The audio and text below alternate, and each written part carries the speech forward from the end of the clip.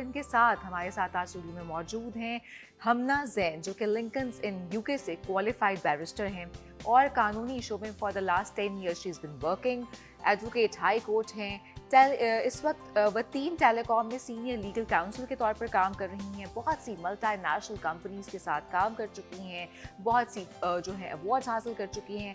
ख़वातीन के हुकूक के लिए बहुत बेहतरीन काम कर रही हैं। अपना एक स्पेशल यूट्यूब चैनल भी चला रही हैं, लॉ विद बैरिस्टर हमना, जिसमें लोगों को गाइड किया जाता है, ख़वातीन को गाइड किया जाता है उनके हुकूक के हवाले से, और देही इलाकों में जाकर भी वहाँ पे ख़वातीन के लिए बेहतरीन काम कर रही हैं।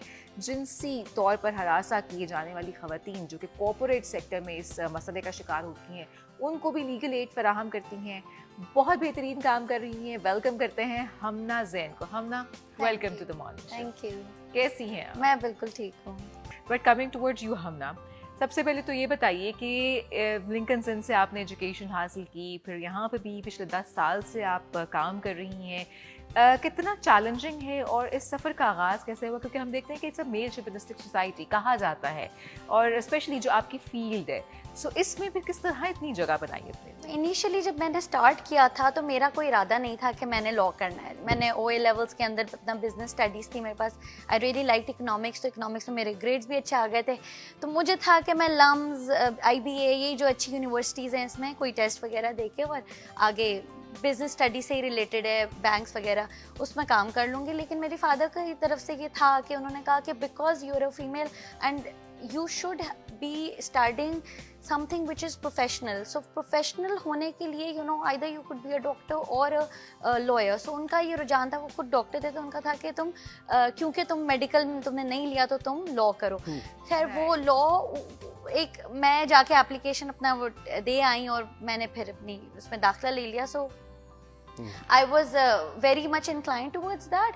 उसके बाद मैंने प्रैक्टिस की कोई, बिकॉज ओरिजिनली मैं कराची की हूँ, तो मैंने कोई 1.5 साल वहाँ पे कराची में सिविल कोर्ट्स और हाई कोर्ट्स में प्रैक्टिस की। जो कम एग्जैक्टली, बिकॉज देखें जब हम लॉयर्स की बात करते हैं तो हम हमेशा ये होता है कि कोर्ट जाना है, लिटिगेशन है। सो एक तो लोगों की ये बिल्कुल कंसेप्शन है कि मिसकंसेप्शन कि it's not only about law, is not only going to the courts. आपका यहाँ पे लीगल काउंसिल्स का बहुत ज़्यादा ट्रेंड है, जो कंपनीज हैं उनको लॉयर्स की बहुत ज़्यादा ज़रूरत होती है, तो उसमें भी। लेकिन लिटिगेशन में मेरा पर्सनल एक्सपीरियंस ये रहा है कि I was not welcomed and not me any, मतलब all the females that I no.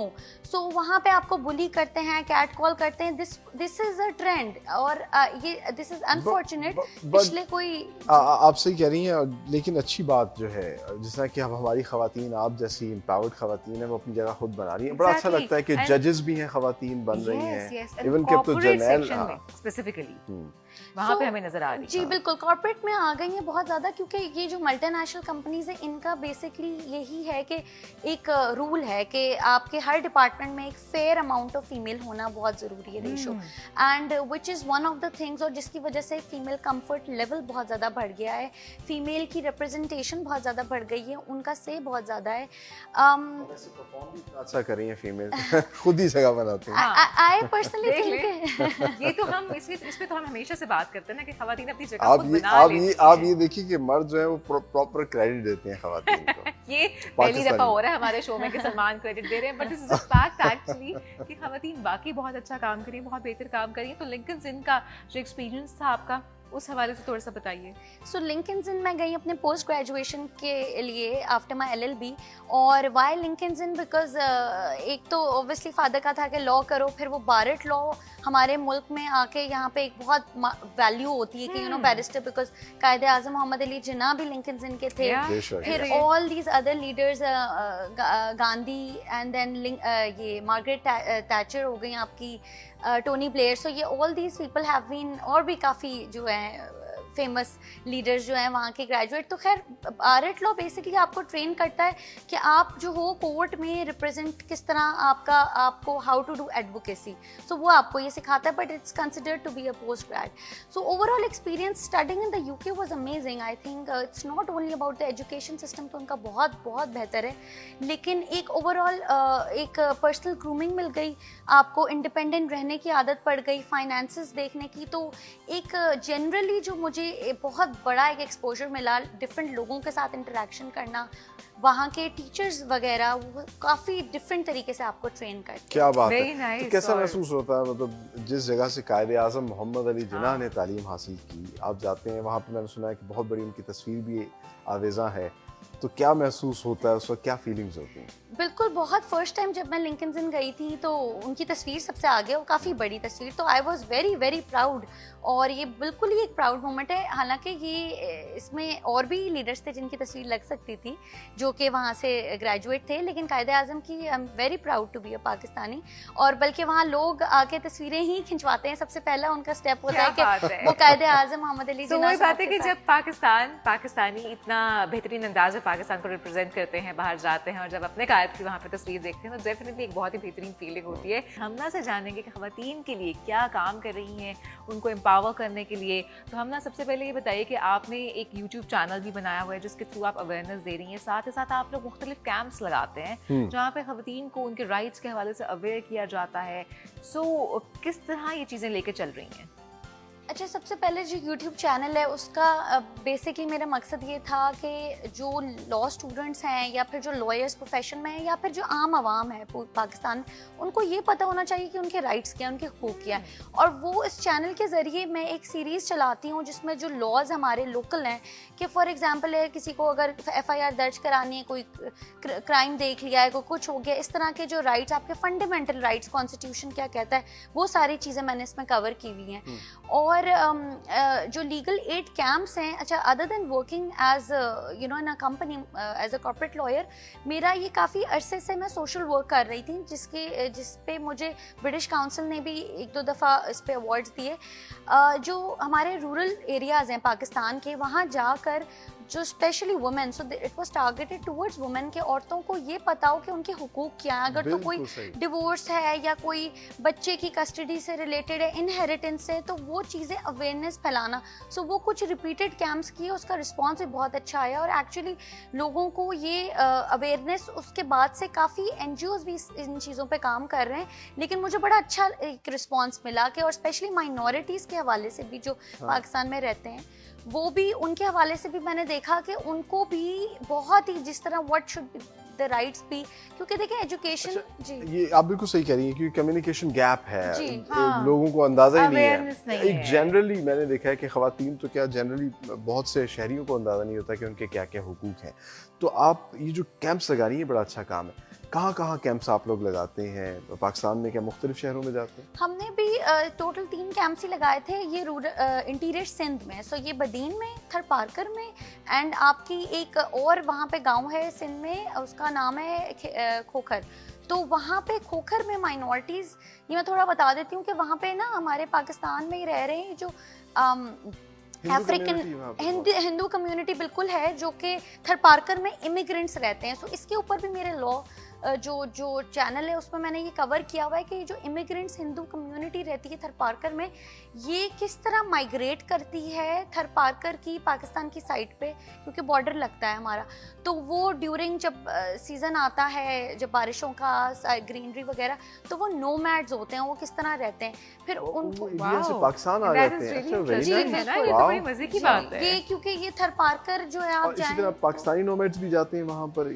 Pakistani nomads भी जाते हैं, क्योंकि वो बॉर्डर वही होता है कि it's all about this season, के जहाँ पे पानी, खाना पीना जब ठीक, और खाना बदोश है ना बेसिकली, तो ये they keep on travelling, that is really nice. और हमारी एक और कम्युनिटी जो अफ्रीकन ट्राइब है, ये भी पाकिस्तान में एग्जिस्ट करती है, जिस पे मैंने डॉक्यूमेंट्री भी एक कोशिश की थी बनाने की, जो मेरे YouTube चैनल पे, जिसका नाम मैं बता देती हूँ। ये मेरे ख्याल से हमारे जो कोस्टल लाइन है उस साइड पे रहती है अफ्रीकन कम्युनिटी, कुछ कोस्टल लाइन पे जो मकरानी जिनको कहते हैं, और कुछ जो है ये सिंध, इंटीरियर सिंध में भी, ये मोस्टली इसी एरिया में, पंजाब में कम है, ये कोस्टल में है। और आपके इधर तो ये बताइए कि ट्रैवल किया है, तो अपने ट्रैवल के हवाले से भी बताइए। थरपारकर में जाके जब विजिट किया या कोस्टल लाइन को जब देखा, तो क्या फीलिंग आई वहाँ पे, और टूरिज्म के हवाले से थोड़ा सा बताइए। देखिए थर्ड पार्कर आई थिंक कि it's a beautiful place, specially बारिशों के टाइम पे तो ये मतलब कमाल ही जगह है। वहाँ जाने के लिए आई थिंक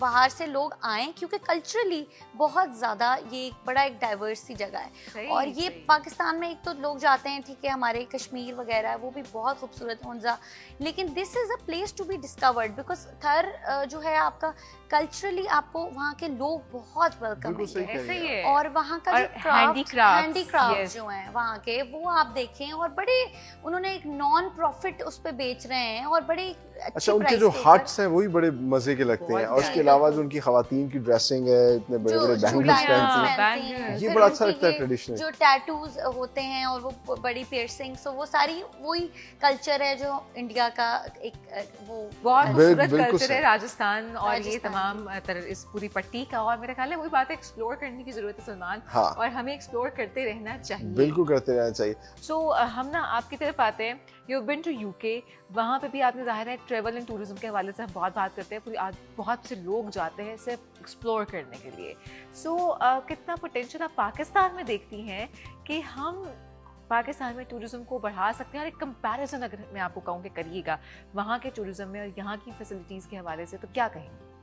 देखिए पाकिस्तान में there is no doubt about that कि पाकिस्तान में खूबसूरती बहुत ज़्यादा है।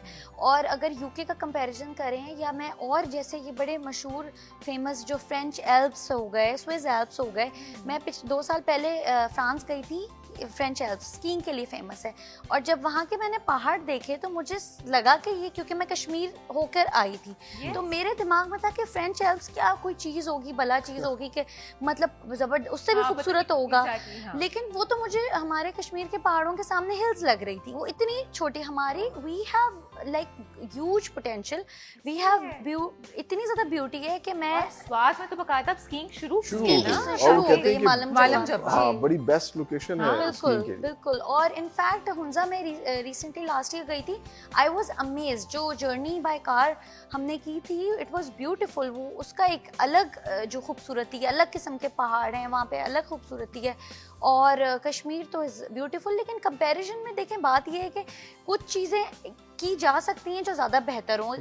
खूबसूरती बहुत ज़्यादा है, नेचुरल ब्यूटी है, हमें एक कुदरत की तरफ से मिली हुई है, लेकिन फैसिलिटीज़ में अगर हुंजा में है, मुझे लगा था कि Hunza is one of the places जहाँ पे they have a lot of luxurious hotels हैं जो फैमिली के साथ लोग जा सकते हैं। कश्मीर में शायद इसमें थोड़ा इस पर वर्किंग की जा सकती है कि थोड़ा सा उस पर इंफ्रास्ट्रक्चर बिल्ड कर लें, क्योंकि अरंगखेल एक जगह है और वो बहुत ही खूबसूरत है कि आई थिंक स्विट्जरलैंड वगैरह सब पीछे रह जाएंगे। और बिल्कुल, और बस वहाँ पे मुझे लगता है कि वहाँ पे जरा थोड़ा हीटिंग, बेसिक जो रहने वगैरह की सहूलत अगर हो जाए तो फिर टूरिस्ट तो आ भी रहा है और ज्यादा आएगा। और बहुत सही इन्होंने कहा सलमान ने, एक बड़ी अच्छी बात की कि पता नहीं फ्रेंच और उनके बारे में आपको जाके लगता है पता नहीं क्या होगा, और पता क्या चलता है कि पाकिस्तान में ज्यादा खूबसूरत, इवन के स्विट्जरलैंड लोग बहुत समझते हैं कि बड़ी खूबसूरत जगह और है भी, लेकिन जब पाकिस्तान की खूबसूरती देखते हैं, कश्मीर देखते हैं, नॉर्दर्न साइड जाते हैं, तो वो कहते हैं भाई स्विट्जरलैंड तो कुछ भी नहीं है। हम ना मैसेज जो आप देना चाहेंगी, चाहे वो ट्रैवल के हवाले से हो, टूरिज्म के हवाले से हो, लॉ के हवाले से हो, क्या कहना चाहेंगी जाने से पहले? मैं सबसे पहले तो ये कहना चाहूँगी कि आई थिंक औरतों के हवाले से कि औरतों को, सबको अपने फैमिलीज में भी पढ़ना चाहिए, ठीक है। पढ़ाई लिखाई औरतों के लिए बहुत ज़रूरी है। अगर पढ़ जाती हैं तो वो डरे नहीं, वो आगे निकलें, वो अपॉर्चुनिटीज़ को इस्तेमाल करें, क्योंकि अब हमारे पास हमारे मुल्क में ये एक फेयर अपॉर्चुनिटीज़ मिल रही हैं। So do not be afraid and पीछे ना रहें, आप इक्वल जाके मुकाबला करें। दूसरा जो ट्रैवलिंग के हवाले से आई थिंक कि पाकिस्तान में टूरिस्ट पूरी दुनिया से आना चाहिए, नॉट जस्ट हम लोकल, हम तो कभी भी जा सकते हैं, पूरी दुनिया से। एंड मेरा favourite to be honest is Hunza, और Hunza is the place to go, so that is for everyone globally. मैंने एक खूबसूरत जगह नहीं देखी। वहाँ का लिटरेसी रेट भी और वहाँ खवातीन को जिस तरीके एम्पावर्ड है, वो वाकई एक मिसाल है, और पूरे पाकिस्तान में हम चाहते हैं कि यही चीज़ें जो है होनी चाहिए। बहुत शुक्रिया आप आई, आपने आइडियाज शेयर की, अपनी ट्रैवलिंग स्टोरी शेयर की।